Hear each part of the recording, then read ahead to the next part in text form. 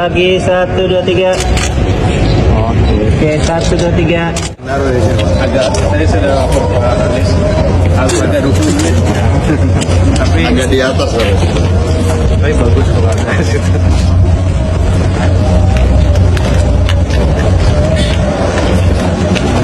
Setelah tersiar kabar tampak misalnya antara AHY, Anies Baswedan dan bahkan Pak SBY di situ terlihat cukup akrab, ada bantahan dari Partai Demokrat.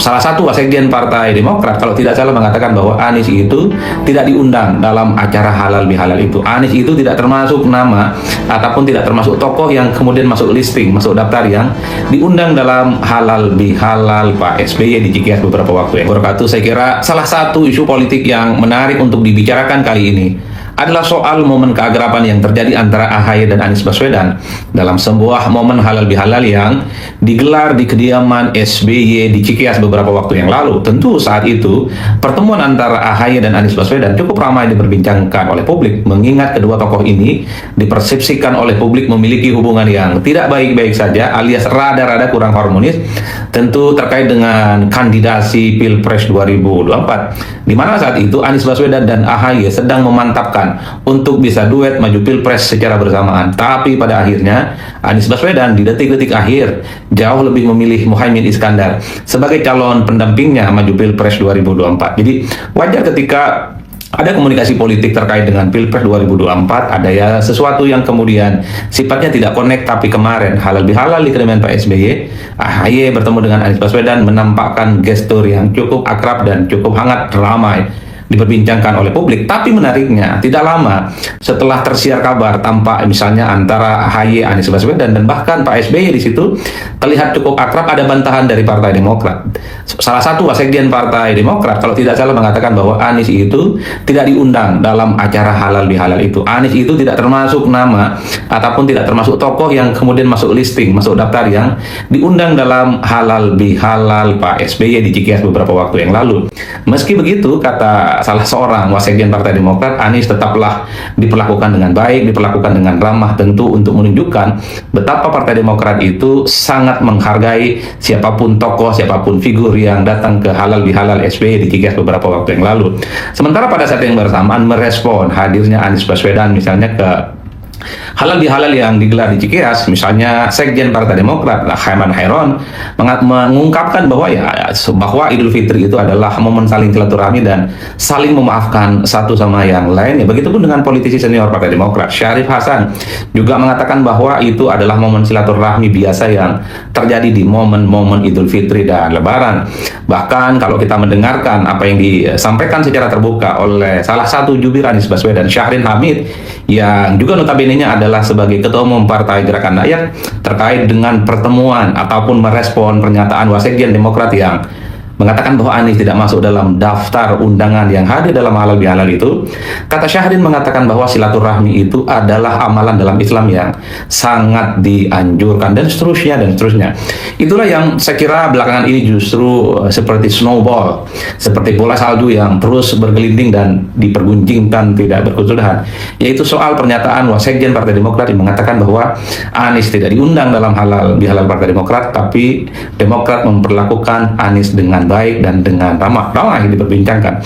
Saya kira ada beberapa hal. Pertama, misalnya banyak sekali pihak yang begini kira-kira argumentasinya. Apa mungkin orang seperti Anies Baswedan, mantan gubernur Jakarta, termasuk juga calon presiden 2024 sekalipun kalah Pilpres, datang ke sebuah halal bihalal gitu ya, tokoh yang sangat berwibawa dan sangat berpengaruh di Partai Demokrat namanya PSB, tapi Anies datang misalnya tanpa undangan, tanpa pemberitahuan, dan kemudian ujuk-ujuk. Itu juga menjadi perdebatan terutama di media sosial. Ada yang mengatakan bahwa ya namanya halal bihalal, siapapun boleh datang dan tuan rumah pastinya akan memperlakukan itu dengan baik. Tapi ada juga yang mengatakan bahwa halal bihalal itu biasanya sifatnya agak sedikit eksklusif dan tertutup, hanya orang-orang yang diundang atau hanya orang-orang yang diberitahulah yang akan menghadiri. Sifatnya halal bihalal yang dilakukan oleh siapapun, termasuk yang dilakukan oleh Pak SBY di Cikeas beberapa waktu yang lalu. Jadi perdebatan bertepatan ada apakah ini diundang, apakah tidak, itu ramai diperbincangkan. Tentu pertanyaan yang paling mendasar adalah Apakah mungkin orang yang seperti Pak Anies Baswedan gitu ya, tidak diberitahu ataupun tidak diundang terkait dengan halal bihalal ini, kemudian datang dalam acara itu, nah itu ramai. Ada yang mengatakan rasanya nggak mungkin deh datang tanpa diundang. Atau ada juga yang mengatakan bahwa jangan-jangan diundang, tapi karena mungkin Anies saat ini itu adalah tokoh oposisi dan Demokrat tidak mau kena getahnya dalam tanda kutip gitu ya, menunjukkan keakrabannya dengan Anies Baswedan, karena apapun Anies per hari ini juga dikucilkan secara politik oleh kekuasaan dan Demokrat tidak mau dianggap sebagai bagian dari kedekatannya dengan Anies Baswedan dan seterusnya dan seterusnya. Itu adalah poin tersendiri dalam perdebatan di media sosial soal apa iya seseorang kalau tidak diundang hadir dalam acara halal bihalal yang cukup khusus dilakukan oleh mantan Presiden Republik Indonesia dan tokoh berpengaruh di Partai Demokrat. Itu satu.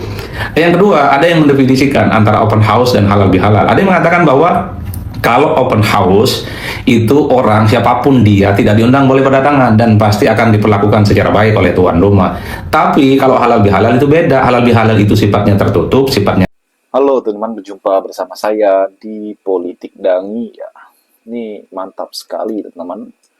Bagaimana ya AHY dan Anies ini semakin ya mulai menampakkan kedekatan mereka, mulai membuat geger publik ya.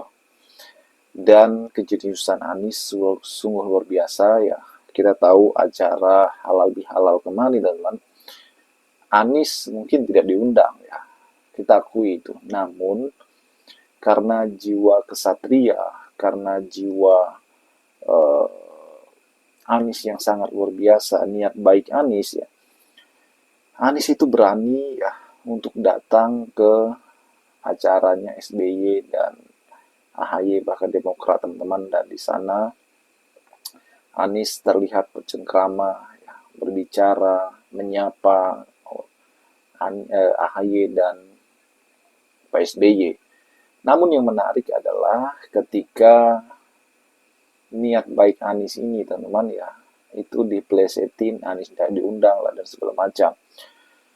Tapi kalau kita lihat dari sudut pandang yang berbeda, ya, Anies melakukan itu ya karena kita tahu bahwa di masa lalu ya mungkin hubungan mereka ini sempat renggang ya karena masalah koalisi yang akhirnya tidak jadi teman-teman. Dan di acara atau momen halal bihalal ini ya saya rasa Anies pasti meminta maaf. Anies menjalin hubungan yang baik kembali kepada Demokrat, kepada AHY bahkan SBY teman-teman. Dan ini menandakan bahwa kedekatan Anies dengan AHY dan SBY ini tentu ini dibaca oleh para pengamat ya. Bagaimana hubungan ini ya bisa jadi sinyal silaturahmi untuk 2029 ya. Kita tahu bahwa 2029 nanti ya Pilpres akan kembali berlanjut dan ini akan membuat peta-peta politik yang baru, teman-teman. Bagaimana poros-poros ini mulai memanaskan mesinnya ya. Anies mulai memanaskan mesinnya, demikian juga Demokrat ya. Dan pertemuan Anies dan AHY ini sungguh menggambarkan tali kekeluargaan yang sangat luar biasa antara Anies dan AHY, teman-teman. Dan ini menurut saya langkah yang sangat jenius, yang sangat luar biasa yang diambil oleh Anies ya. Bagaimana menurut kalian? Kita diskusi di kolom komentar. Sampai jumpa lagi. Salam.